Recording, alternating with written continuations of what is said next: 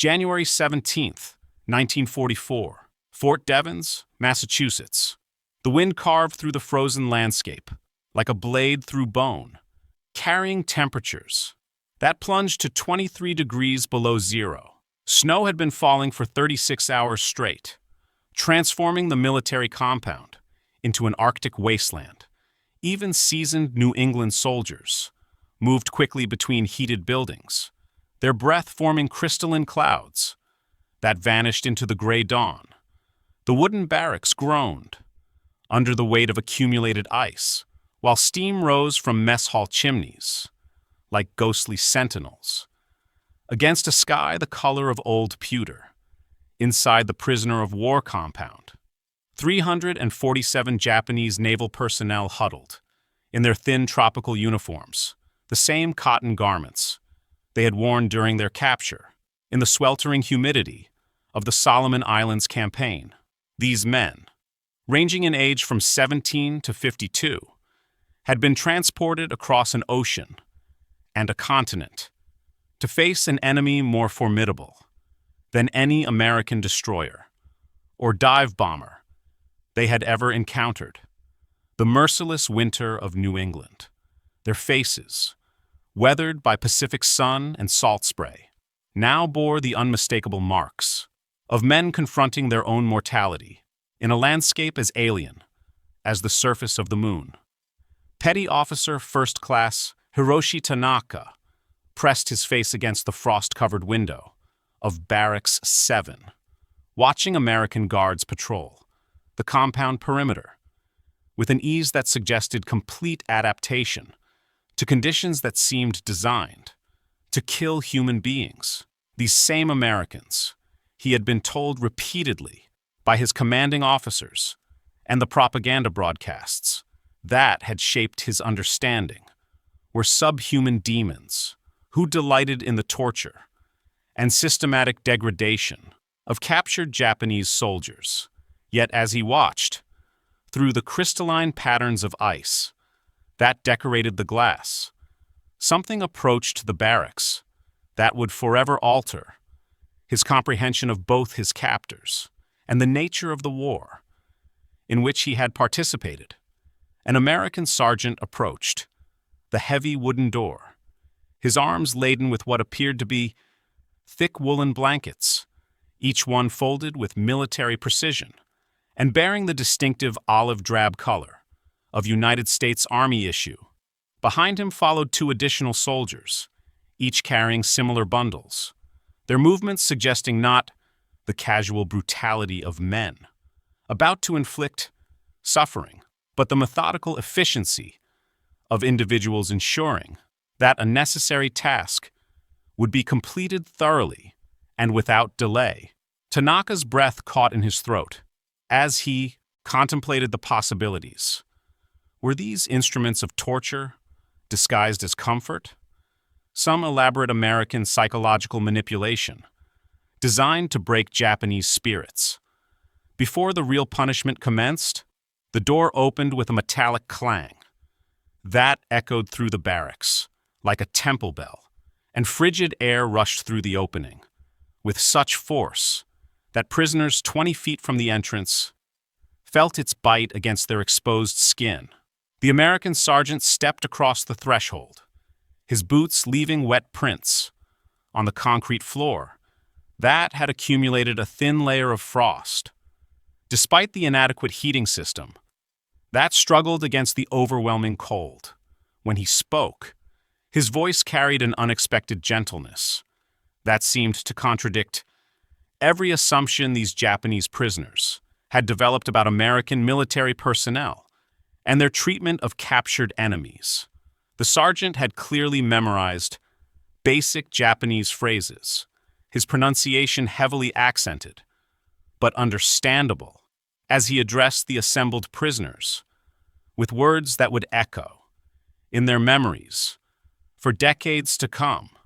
The temperature, he explained in halting Japanese, was expected to drop even further during the coming night, and the camp commandant had issued specific orders that all prisoners were to receive additional bedding to ensure their survival through what meteorologists were predicting would be one of the most severe winter storms in New England history. What transpired in the following minutes challenged every assumption these Japanese servicemen had developed about American character, military doctrine, and the fundamental nature of the conflict that had brought them to this frozen corner of Massachusetts. Instead of the systematic brutality they had been conditioned to expect, instead of the calculated cruelty that Japanese propaganda had promised, would be their fate in American custody. The soldiers began distributing thick, warm blankets to each prisoner, not grudgingly, not as part of some elaborate psychological warfare campaign, but with the methodical care of men ensuring that other human beings would not freeze to death while under their protection. The blankets were not the thin, worn cast-offs that might have been expected for enemy prisoners, but high-quality military specification wool, identical to that issued to American personnel. Each blanket measured 60 inches by 80 inches, weighed 4 pounds and 6 ounces, and had been manufactured to withstand the harshest conditions that American forces might encounter in any theater of operations. The wool had been treated with lanolin to repel moisture. The edges had been reinforced with double stitching, and the distinctive olive drab color had been achieved through a dyeing process that ensured uniform appearance and durability under field conditions.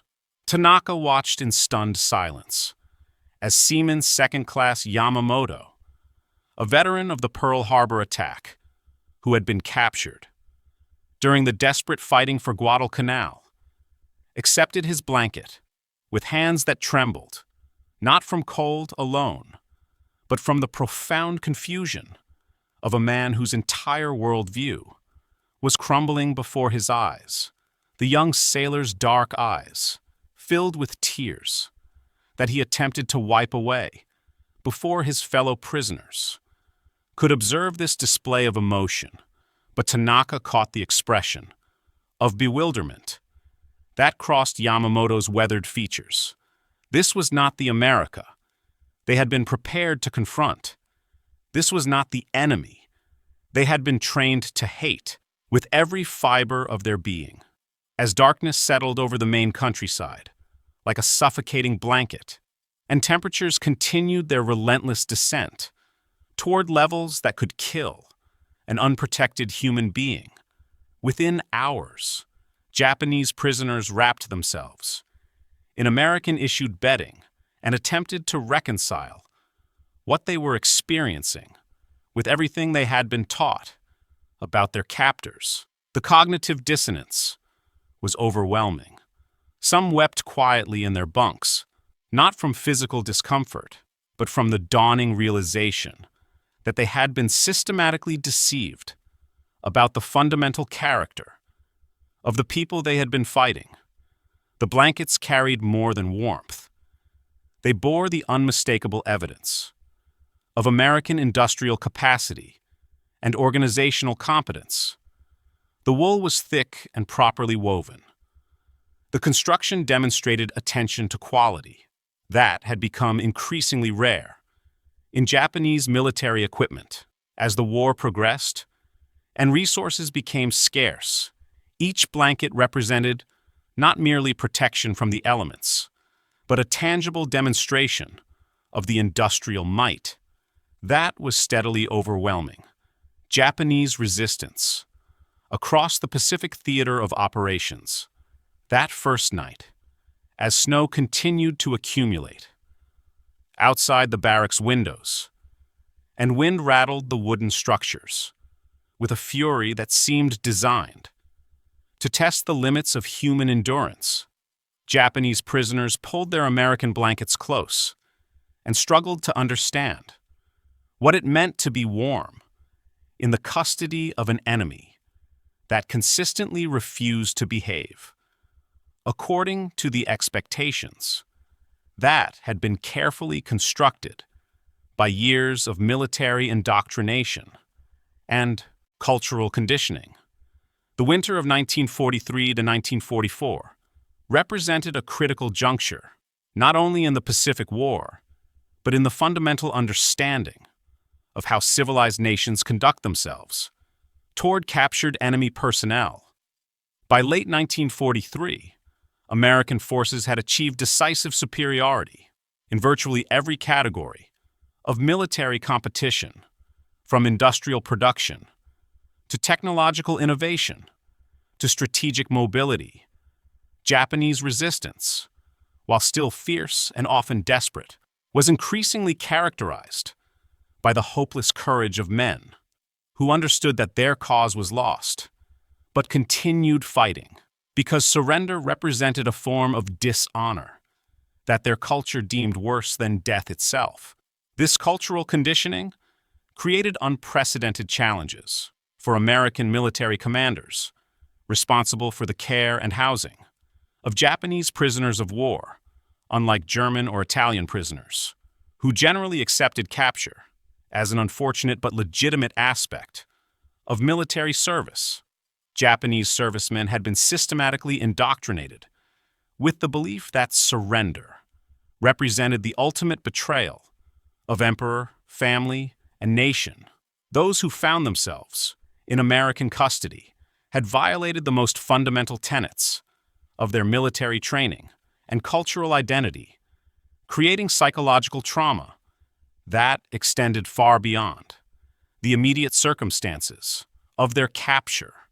The 1929 Geneva Convention, relative to the treatment of prisoners of war, established comprehensive guidelines for the humane treatment of captured enemy personnel, including specific requirements for adequate shelter, clothing appropriate to climatic conditions, sufficient food, and medical care equivalent to that provided to the capturing nation's own military personnel.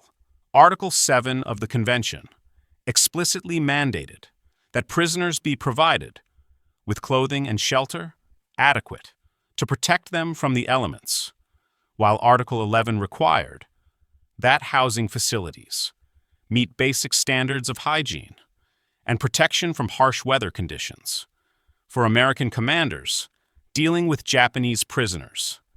In the continental United States, these requirements took on special significance during the winter months, when inadequate heating or clothing could result in death from exposure within a matter of hours. Fort Devens, originally established as Camp Devens during the First World War, had been reactivated in 1940 as a major processing and training center for American forces preparing for deployment to various theaters of operation. Located in Shirley, Massachusetts, near the New Hampshire border, the facility experienced some of the harshest winter conditions in the continental United States, with temperatures regularly dropping below 0 degrees Fahrenheit and snowfall accumulating to depths that could isolate the base for days at a time. The decision to house Japanese prisoners at Fort Devens reflected both practical considerations and deliberate policy choices made at the highest levels of American military command. Practically, the facility possessed adequate barracks space, heating capacity, and logistical infrastructure to support large numbers of prisoners during extended winter months.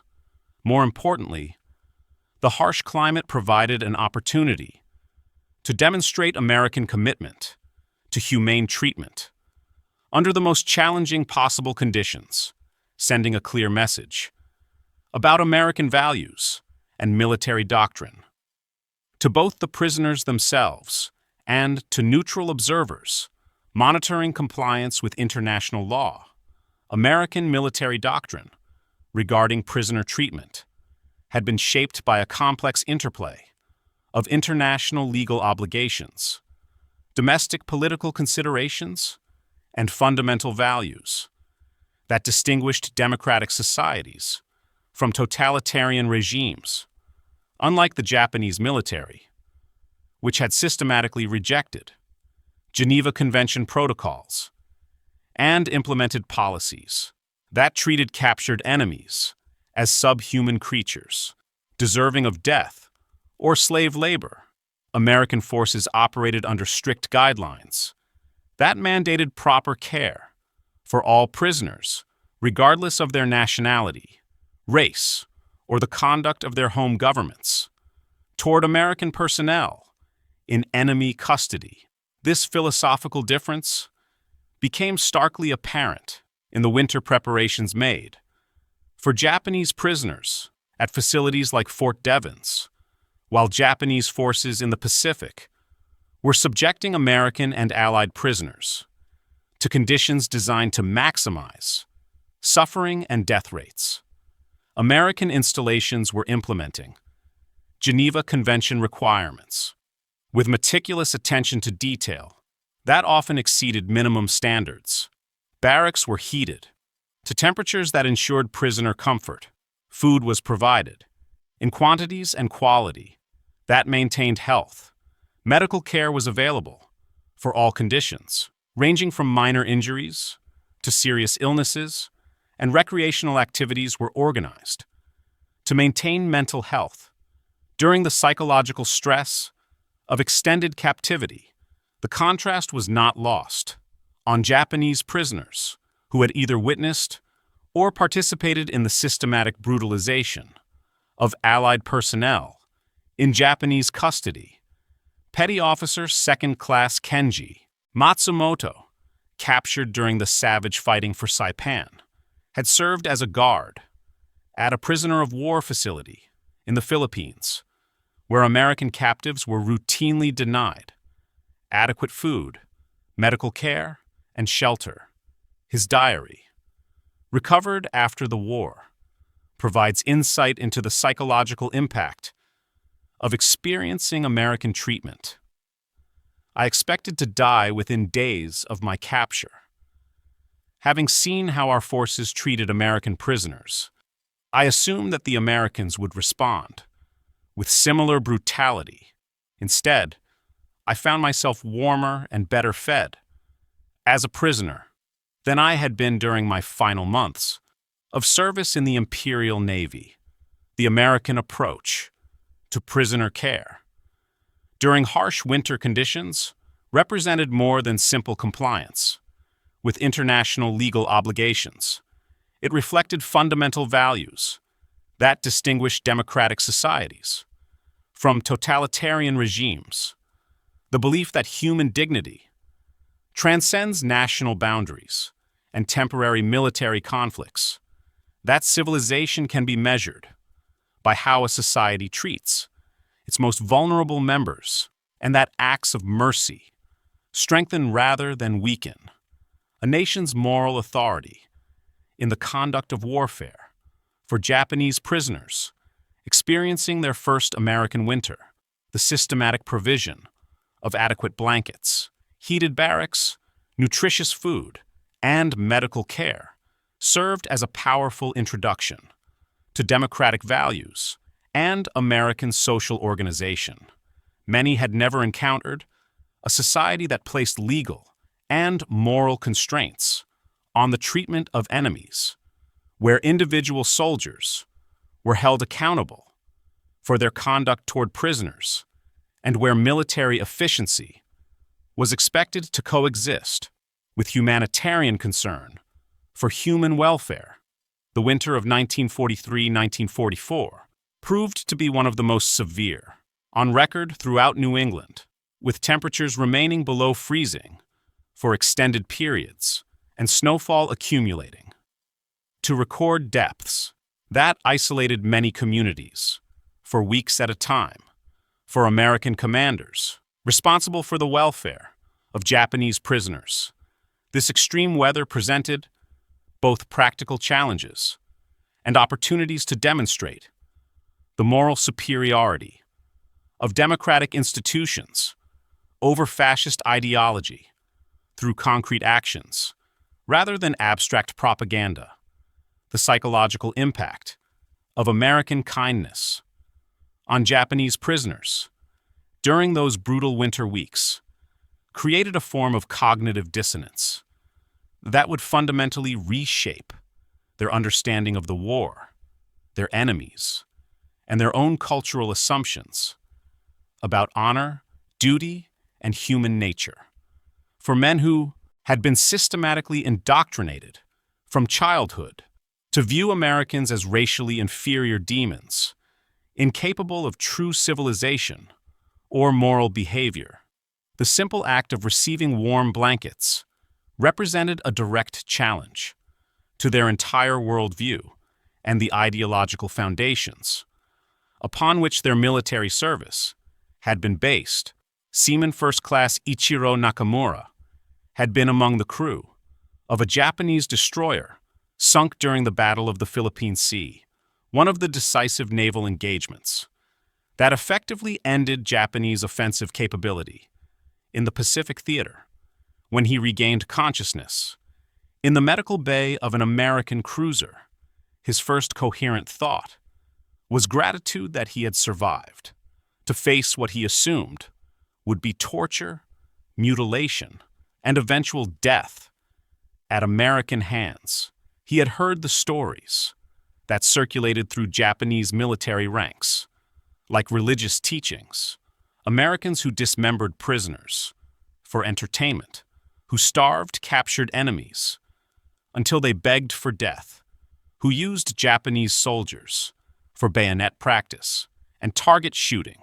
Instead, Nakamura found himself receiving medical treatment from American naval doctors and corpsmen who worked to save his life with the same dedication and professional competence they demonstrated when treating their own wounded personnel.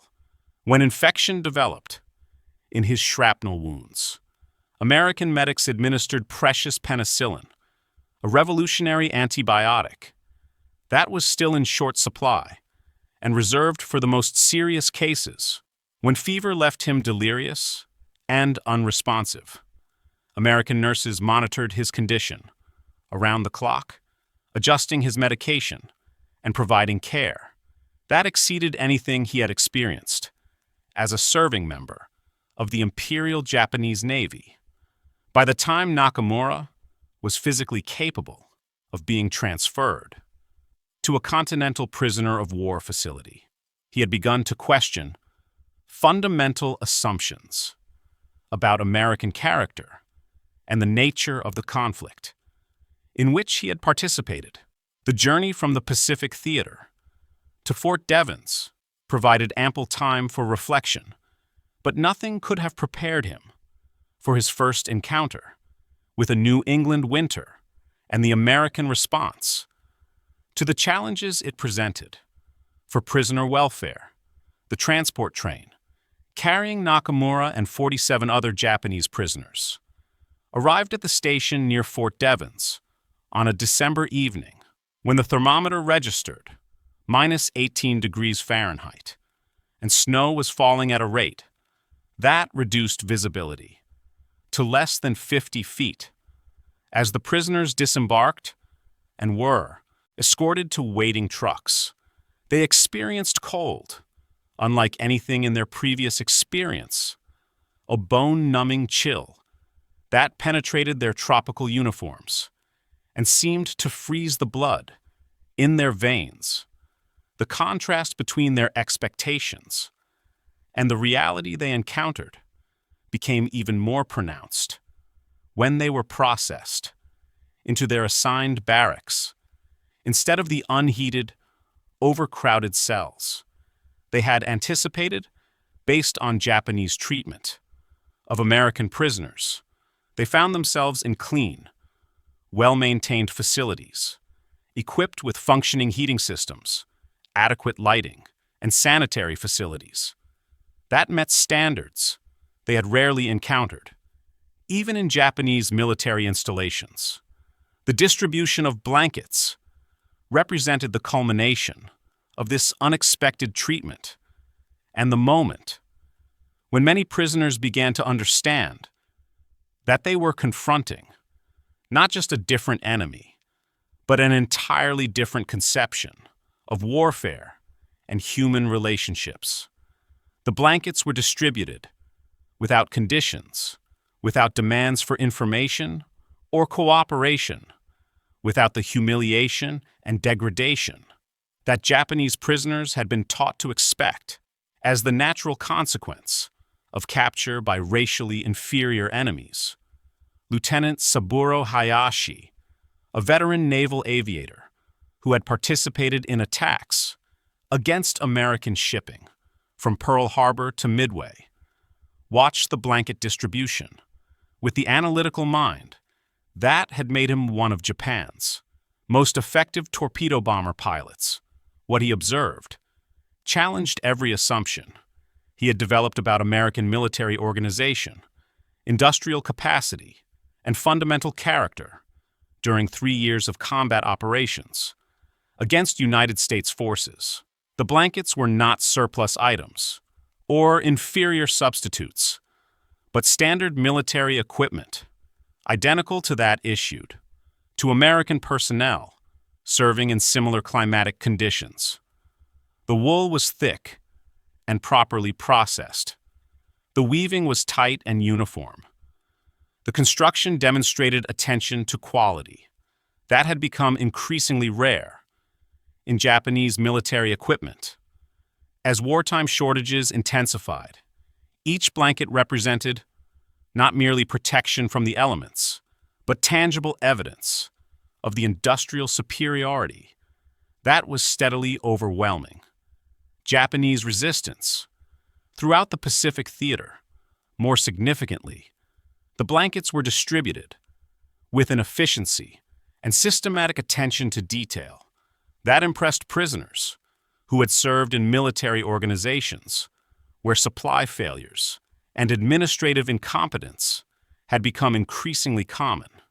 As the war progressed, every prisoner received identical equipment, regardless of rank, age, or physical condition. The distribution was completed quickly and without confusion, suggesting logistical capabilities that far exceeded anything these prisoners had experienced in Japanese service. The emotional impact of this systematic kindness proved almost overwhelming for many prisoners who had prepared themselves psychologically for brutality, torture, and death. Petty Officer Jiro Taniguchi, captured during the final desperate stages of the battle for Iwo Jima, found himself weeping uncontrollably as he wrapped his American-issued blanket around his shoulders. The tears came not from relief at being warm, but from the crushing realization of how thoroughly he had been deceived about the fundamental nature of his enemies and the character of the society they represented. The psychological transformation was not limited to enlisted personnel, but extended to officers who had been responsible for implementing Japanese policies toward Allied prisoners and had expected similar treatment. In return, Commander Katsuo Ogawa, the senior Japanese naval officer in the Fort Devens facility, found his assumptions about American character challenged by the methodical kindness of his captors and the systematic attention to prisoner welfare that characterized every aspect of camp administration. Ogawa had personally supervised the execution of American prisoners who had shown less defiance than he demonstrated toward his American captors. During his first weeks in custody, he had implemented policies designed to maximize suffering among Allied prisoners, justifying these actions through racial theories that portrayed non-Japanese as inherently inferior beings, undeserving of human consideration. Yet his American captors treated him with a courtesy that bordered on respect, addressing him by his military rank and ensuring that he received accommodations appropriate to his position under Geneva Convention protocols. The blanket that Ogawa received was identical to those distributed to enlisted prisoners, but the gesture of providing it represented something far more profound than simple equality of treatment. It demonstrated American commitment to legal and moral principles that transcended immediate military advantage or emotional satisfaction that might have been derived from revenge against enemies who had shown no similar mercy to American personnel in their custody. As winter deepened and temperatures continued to plummet toward levels that could kill unprotected human beings. Within hours, the blankets became more than sources of physical warmth. They evolved into symbols of a fundamentally different approach to warfare, human dignity, and international relations. For prisoners who had served in military organizations that glorified brutality and dismissed mercy as evidence of weakness, the systematic provision of adequate bedding represented a form of moral education that would influence their understanding of civilization for the remainder of their lives.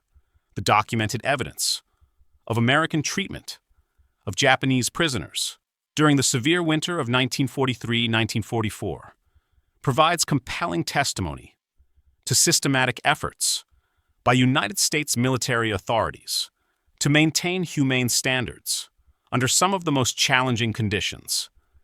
In the continental United States, official records, prisoner testimonies, medical reports, and inspection documents from various governmental and international agencies paint a detailed picture of organizational competence and moral commitment that exceeded minimum requirements established by international law.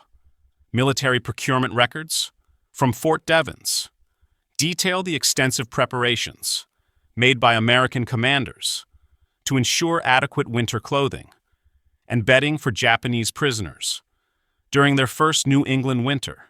A requisition order, dated November 12, 1943, documents the purchase of 2,400 woolen blankets, specifically designated for enemy prisoner of war personnel, with specifications requiring that the blankets meet identical standards to those issued to American military personnel serving in similar climatic conditions. An additional emergency order, placed on December 1, 1943, authorized the procurement of 800 supplementary blankets in anticipation of additional prisoner arrivals and the possibility that winter conditions might prove more severe than initially anticipated. The blankets met United States Army Quartermaster Corps specifications for cold weather equipment measuring 60 inches by 80 inches, weighing 4 pounds 6 ounces, and manufactured from wool that had been processed to provide maximum insulation while maintaining durability under field conditions. The wool had been treated with lanolin to repel moisture. The weaving met standards designed to prevent unraveling under stress, and the distinctive olive drab color had been achieved through dyeing processes that ensured uniform appearance and resistance to fading under normal use.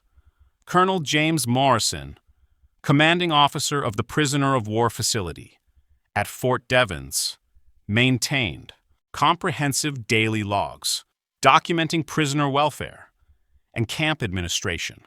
Throughout the winter months, his entries provide detailed insight into American attitudes toward Japanese captives and the systematic efforts made to ensure their survival under extreme weather conditions.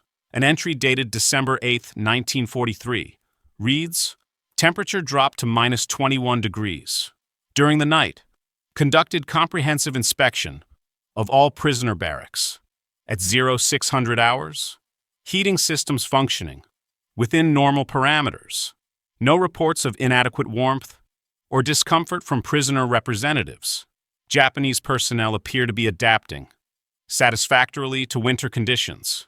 with proper provision of clothing and bedding. International Red Cross reports from this period provide independent verification of prisoner treatment and living conditions at Fort Devens. Hans Müller, a Swiss observer representing the International Committee of the Red Cross, conducted unannounced inspections of the facility throughout the winter months and filed detailed reports with both Swiss authorities and the United States State Department. His report, dated February 18, 1944, noted, Japanese prisoners appear well-nourished, adequately clothed, and in excellent health, despite severe winter conditions that have challenged even experienced New England residents. Barracks are heated to comfortable temperatures, and prisoners have been provided with sufficient blankets and winter clothing to ensure protection from extreme weather. Treatment appears to exceed minimum standards established by Geneva Convention protocols and compares favorably with conditions provided to American military personnel serving in similar climatic environments. Medical records maintained by the Fort Devens hospital staff provide additional documentation of American commitment to prisoner welfare during harsh winter conditions. Dr. Robert Sinclair, Chief Medical Officer for the facility, compiled comprehensive health statistics for Japanese prisoners throughout the winter months, documenting illness rates, treatment outcomes, and mortality figures. That demonstrated the effectiveness of American prisoner care policies, despite exposure to some of the most severe weather conditions. In the continental United States, Japanese prisoners at Fort Devens experienced remarkably low rates of cold-related illness or injury during the 4-month period from December 1943 through March 1944. Only 12 cases of frostbite were reported among the prisoner population, all of them minor and successfully treated without permanent damage. No deaths from exposure or cold-related illness occurred during this period, a mortality rate that compared favorably with statistics for the general civilian population in the same geographic region. The contrast with Japanese treatment of American prisoners becomes stark when examining comparative documentation from Japanese-controlled facilities operating during the same time period. American prisoners held in Japanese camps during the winter of 1943-1944 received no additional blankets or winter clothing, despite being confined in equally harsh conditions in locations such as Manchuria and northern Japan. Medical records from these facilities, recovered after the war, document mortality rates among American prisoners that exceeded 30% during winter months, with the primary causes of death listed as exposure, malnutrition, and diseases directly related to inadequate shelter and clothing. Testimony from Japanese prisoners provides the most compelling evidence of the psychological impact of American treatment during the severe winter conditions. Petty Officer Hiroshi Yamada, captured during the Battle of the Philippine Sea, provided detailed testimony during post-war interviews conducted by American military historians. I had never experienced cold like that New England winter, but the Americans ensured that we remained warm and comfortable. They provided us with thick, high-quality blankets that were superior to anything I had used during my service in the Imperial Navy. The barracks were heated adequately, and we received warm clothing appropriate to the climate. I kept expecting them to withdraw these provisions as punishment or to demonstrate their power over us, but they never did. The care was consistent and appeared to be based on policies rather than the arbitrary decisions of individual guards. Lieutenant Commander Takeshi Sato, the senior Japanese officer at Fort Devens, wrote extensively about his experiences. In a memoir published in Japan after the war, his account provides insight into the psychological transformation that occurred among Japanese prisoners. As they experienced American treatment, the blankets were merely the most visible symbol of a systematic approach to prisoner care that contradicted everything we had been taught about American character and military doctrine. These were not the actions of a barbaric enemy seeking to humiliate defeated opponents, but the policies of a civilization that maintained moral standards, even in dealing with those who had shown no similar consideration to American prisoners in Japanese custody. Supply records maintained by the Fort Devens Quartermaster Section document the comprehensive nature of winter clothing and equipment provided to Japanese prisoners. Beyond the initial blanket distribution, prisoners received wool sweaters, winter coats, waterproof boots, warm socks, and other cold weather gear that met the same specifications as equipment issued to American personnel. The total expenditure for winter clothing and bedding for Japanese prisoners at Fort Devens exceeded $97,000 in 1944 currency values, representing a significant financial commitment that demonstrated American dedication to prisoner welfare. Medical treatment records provide additional evidence of American commitment to prisoner health and welfare. During winter months, when Seaman Nakamura developed pneumonia in January 1944, he received the same antibiotic treatment and hospital care that would have been provided to American military personnel with similar symptoms. Dr. Sinclair's medical notes document the case. Patient responded well to penicillin therapy and supportive care. Recovery was complete, and patient returned to normal activities without complications. Treatment protocol followed standard procedures for pneumonia cases, regardless of patient's prisoner status. The systematic nature of American prisoner care extended beyond immediate physical needs to include provisions for mental and emotional welfare. During the psychologically challenging winter months, camp administrators organized recreational activities, educational programs, and cultural events designed to maintain prisoner morale and prevent the depression and mental deterioration that often affected individuals. Confined for extended periods, under harsh conditions, American personnel records reveal that humane treatment of Japanese prisoners was not accidental, but reflected deliberate policy decisions made at the highest levels of military command. General George Marshall personally reviewed and approved prisoner treatment protocols, emphasizing the importance of maintaining American moral standards and legal obligations, regardless of reciprocal treatment accorded to American personnel in Japanese custody.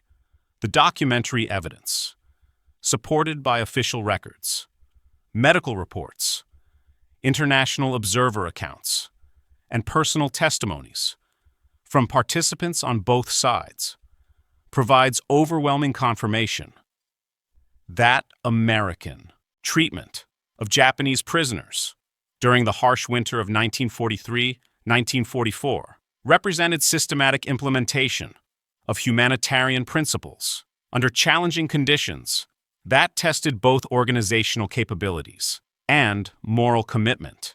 The transformation that occurred within the Japanese prisoner community during the brutal winter months of 1943-1944 represented far more than simple gratitude for physical comfort and survival.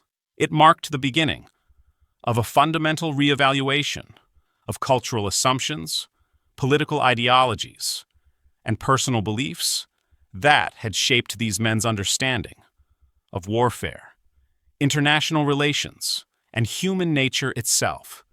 As weeks turned to months, and the New England winter reached levels of severity that challenged even experienced local residents, Japanese prisoners found themselves not merely surviving, but experiencing living conditions that exceeded their previous experience.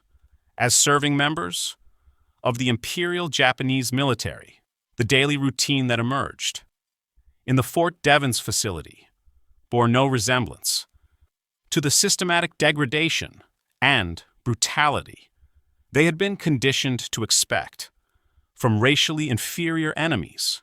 Each morning, prisoners awakened warm beneath American-issued blankets in heated barracks that maintained comfortable temperatures, despite external conditions that could kill unprotected human beings. Within hours, they consumed hot, nutritious meals, prepared in accordance with Geneva Convention dietary requirements, and served in heated mess halls that provided social interaction and communal dining experiences. Their days were occupied with recreational activities, educational programs, and work assignments designed to maintain physical health and mental stimulation during the psychologically challenging period of extended captivity. The blankets that had initially served as sources of unexpected physical comfort gradually evolved into catalysts for deeper psychological transformation. Lieutenant Kenji Sasaki, a former kamikaze pilot whose mission had been aborted when his aircraft developed mechanical problems short of its target, found himself studying the construction and quality of his American blanket with the same meticulous attention he had once devoted to aircraft maintenance and tactical planning. The wool was thick and properly processed, demonstrating industrial capabilities that exceeded anything Sasaki had observed in Japanese military equipment during the final years of the war.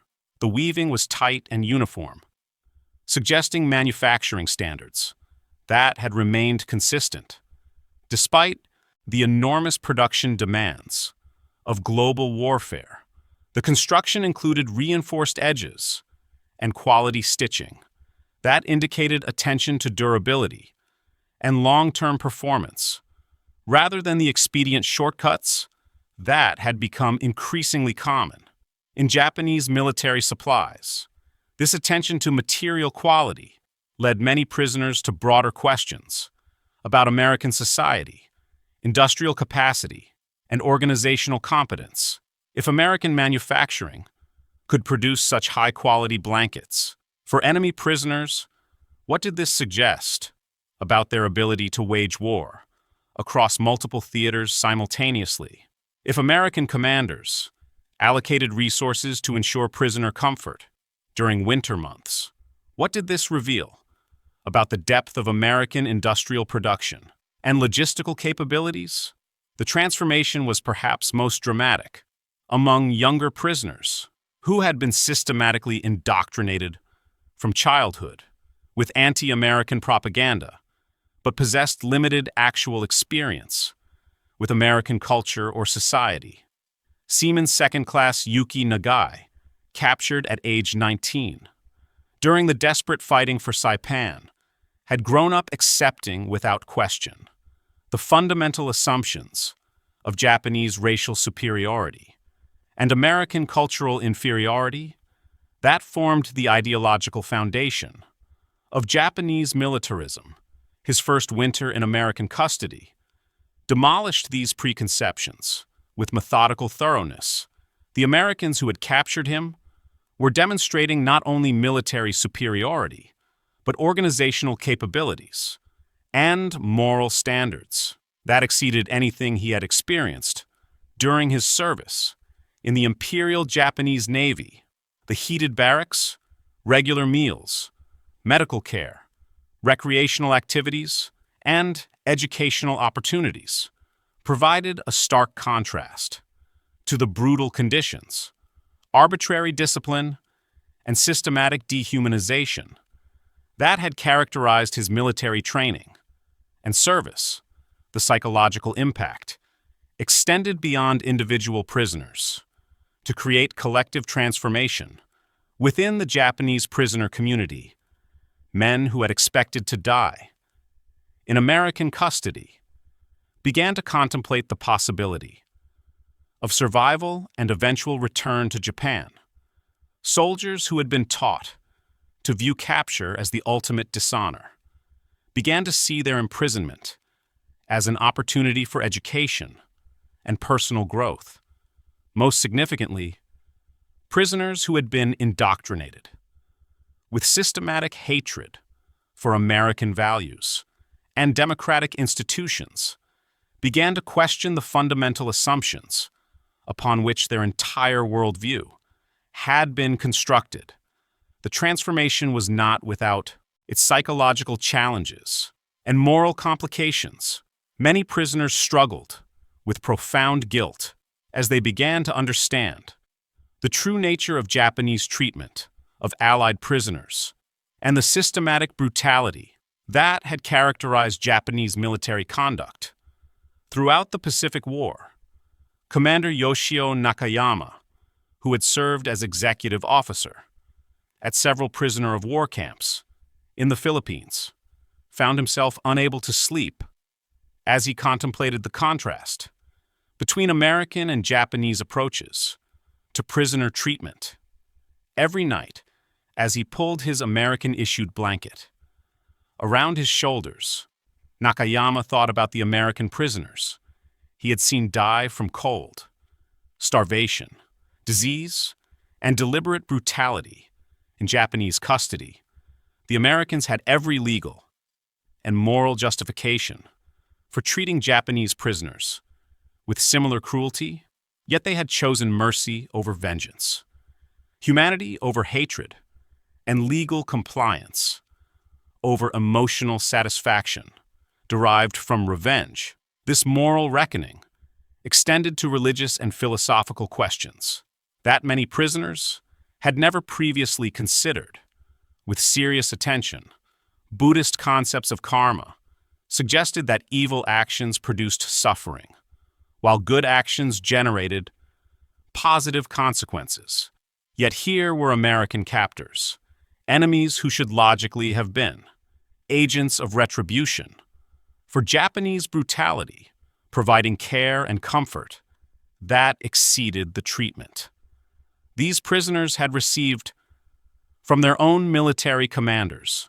Some prisoners, like Petty Officer WWII, found themselves questioning not only military propaganda, but fundamental cultural assumptions about Japanese superiority and the nature of civilization itself. The systematic kindness demonstrated by American captors challenged basic premises of Japanese racial ideology and suggested that moral development might be measured by standards other than military conquest and cultural conformity. The educational opportunities provided during winter months accelerated this psychological transformation and provided intellectual frameworks for understanding the differences between democratic and authoritarian societies. American authorities established voluntary classes in English language, American history, and democratic political theory for prisoners who expressed interest in learning about the society that had defeated Japanese military forces. These educational sessions, conducted in heated classrooms and often accompanied by refreshments, provided more than simple language instruction or political indoctrination.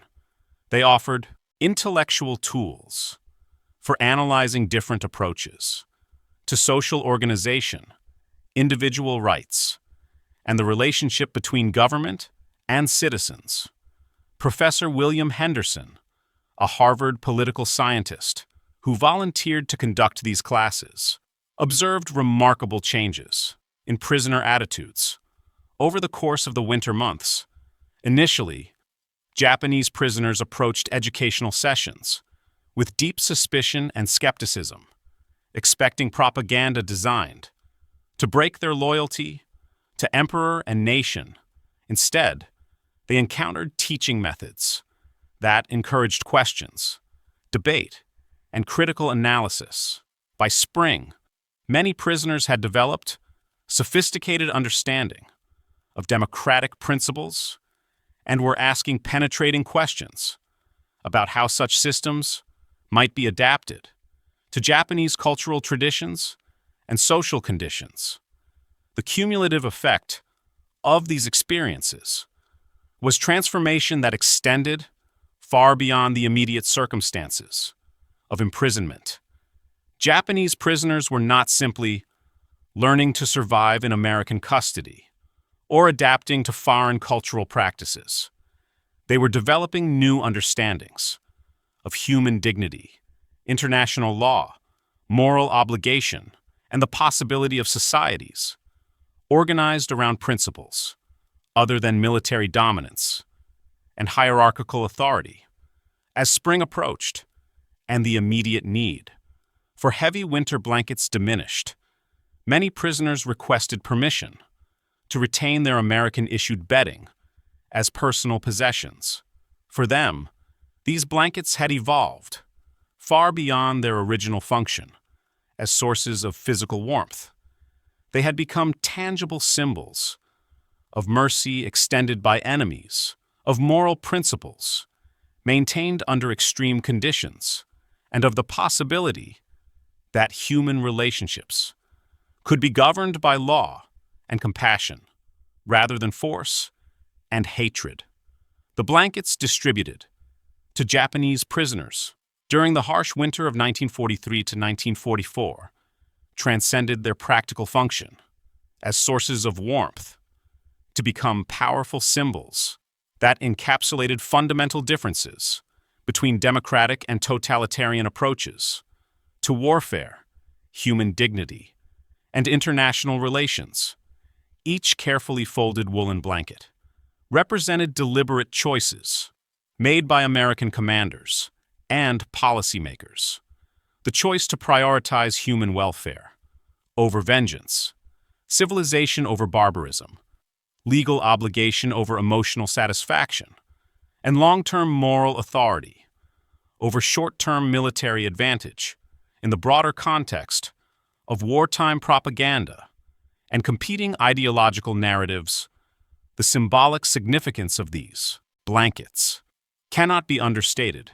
Japanese military indoctrination had consistently portrayed Americans as racially inferior beings, motivated primarily by materialistic greed and lacking the spiritual depth or moral purpose that characterized Japanese civilization.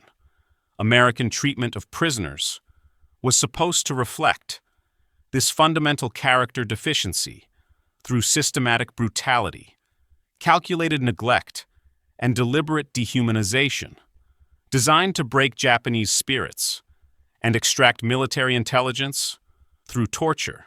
Instead, the methodical provision of high-quality winter bedding demonstrated attention to human welfare that challenged every assumption Japanese soldiers had been taught about their enemies.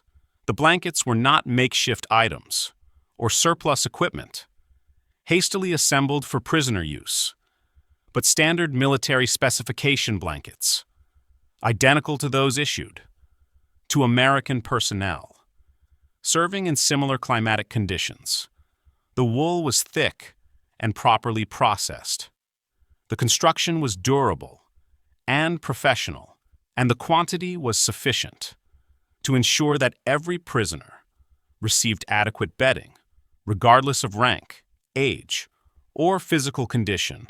For prisoners who had experienced the chronic shortages and declining quality that plagued Japanese military supply systems during the final years of the war, the blankets represented tangible demonstration of American industrial superiority and organizational competence.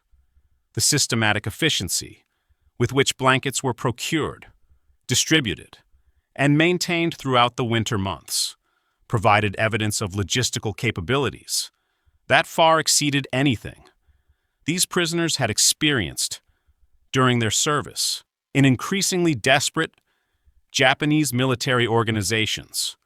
On a deeper symbolic level, the blankets represented American adherence to legal and moral principles, even under extreme pressures of total warfare against enemies who had systematically rejected similar constraints. The Geneva Convention required adequate shelter and clothing for prisoners of war, but many nations had abandoned such legal niceties.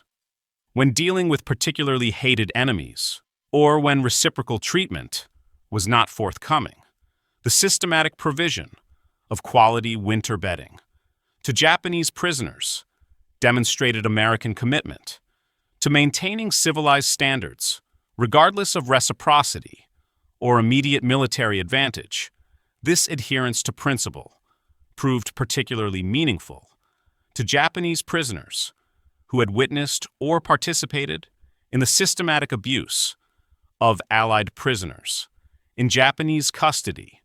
The contrast between American and Japanese approaches to prisoner treatment was not merely a difference in resources or organizational capability, but a fundamental difference in moral philosophy and cultural values.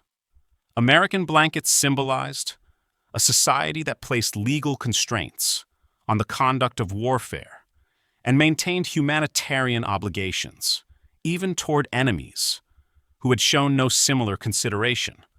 The blankets also came to symbolize the possibility of redemption and moral transformation, both for individual prisoners and for Japanese society as a whole. Many prisoners had expected to die in American custody, either from deliberate brutality or systematic neglect, designed to extract information or satisfy desires for revenge. Instead, they found themselves not only surviving, but receiving treatment that exceeded their experiences as serving members of their own military forces. This unexpected mercy created psychological space for self-reflection and moral growth. That would not have been possible under conditions of systematic brutality or neglect. Wrapped in American blankets, during long winter nights, Japanese prisoners had time and emotional security necessary to contemplate the war, their participation in Japanese military policies, and the possibility of different approaches to international relations and human dignity.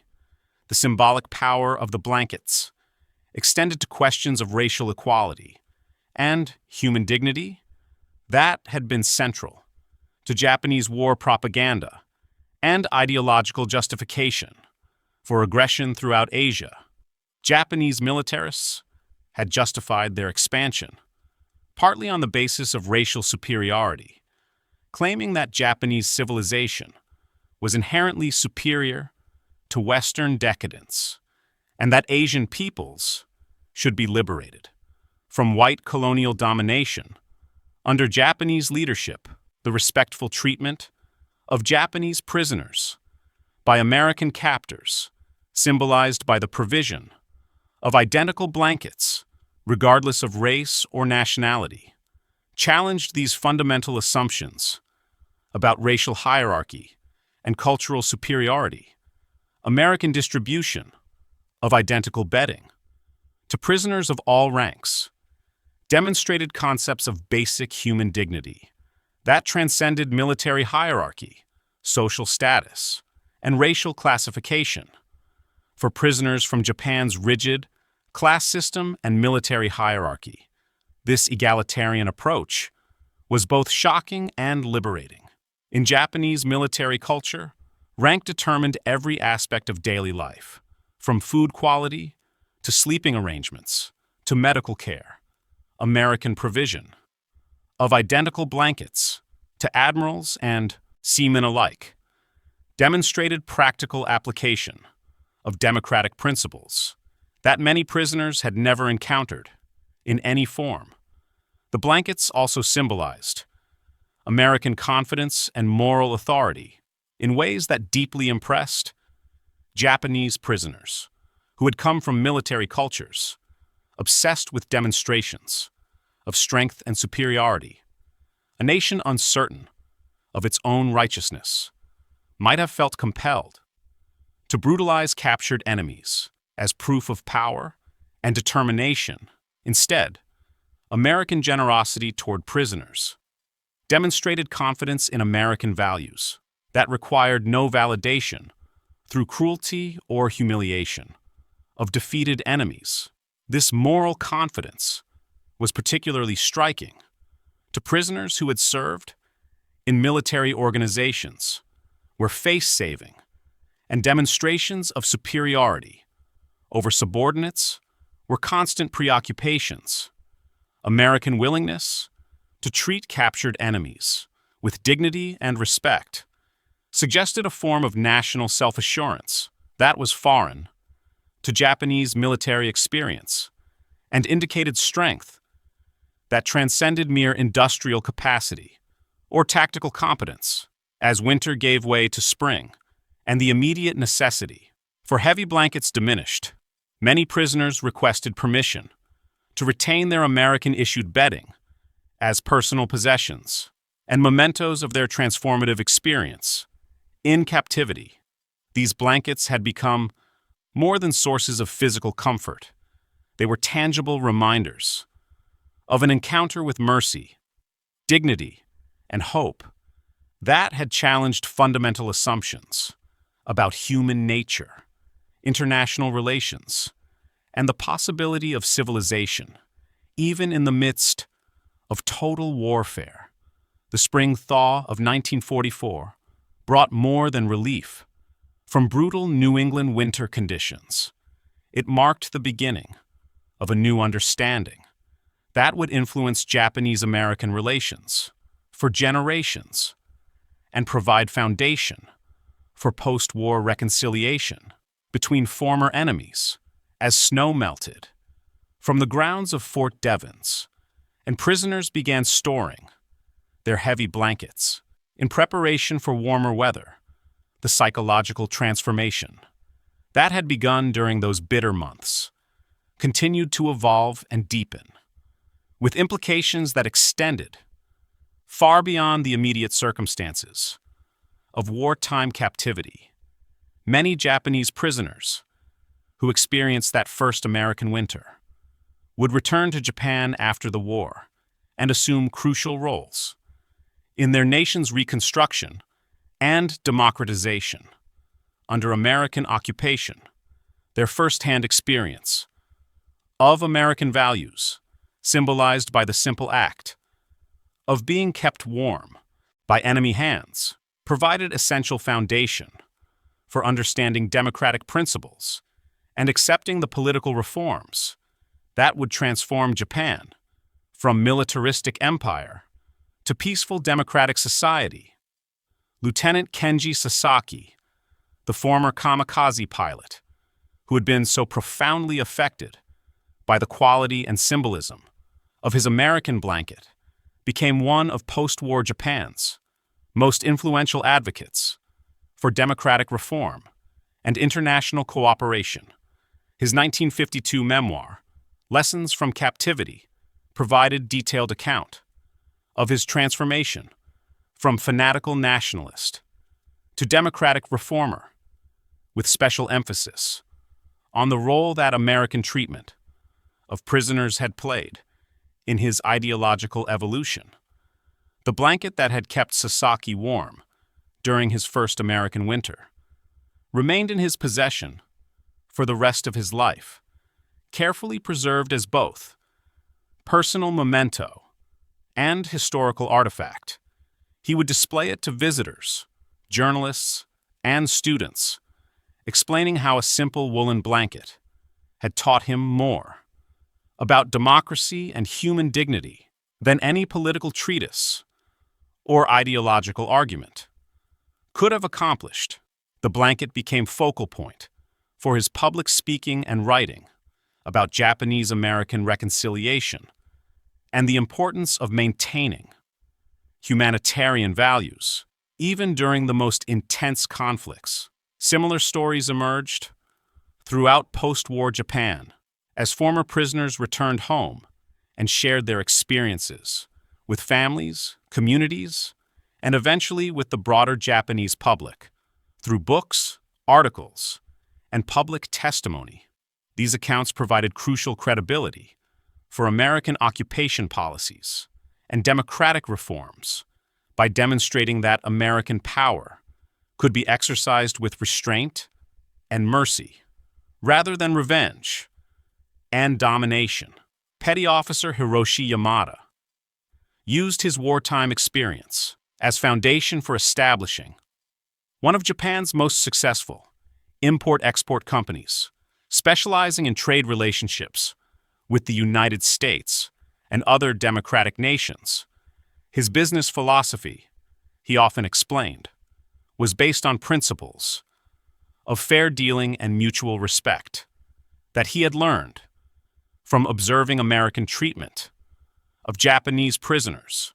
The original American blanket from his captivity hung framed in his corporate headquarters as reminder of the values that guided his approach to international commerce and diplomatic relations.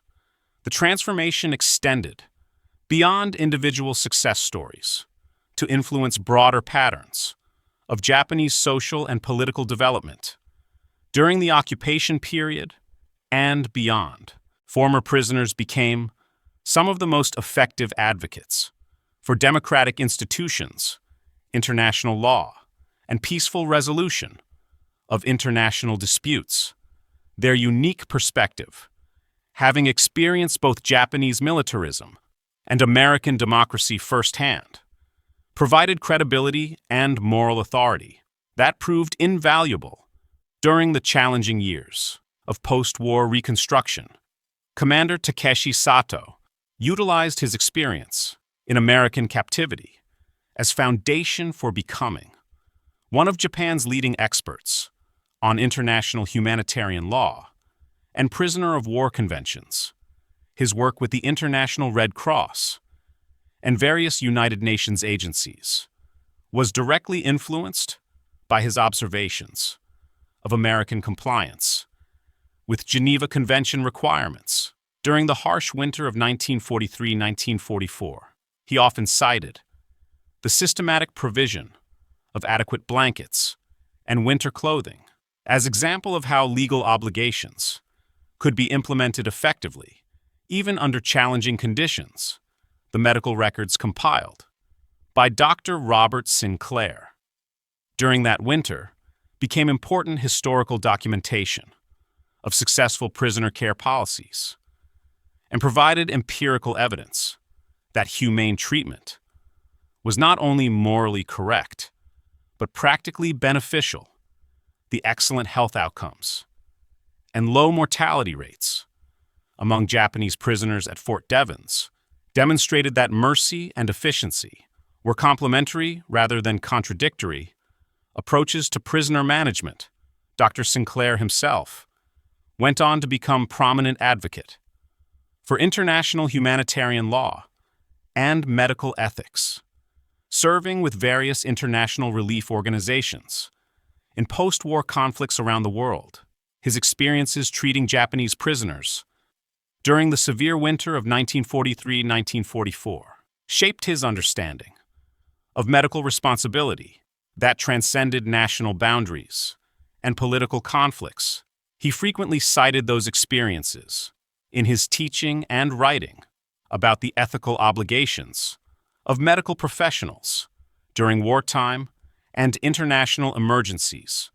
The blankets themselves became historical artifacts of considerable significance, with several preserved in military museums and academic collections throughout both the United States and Japan.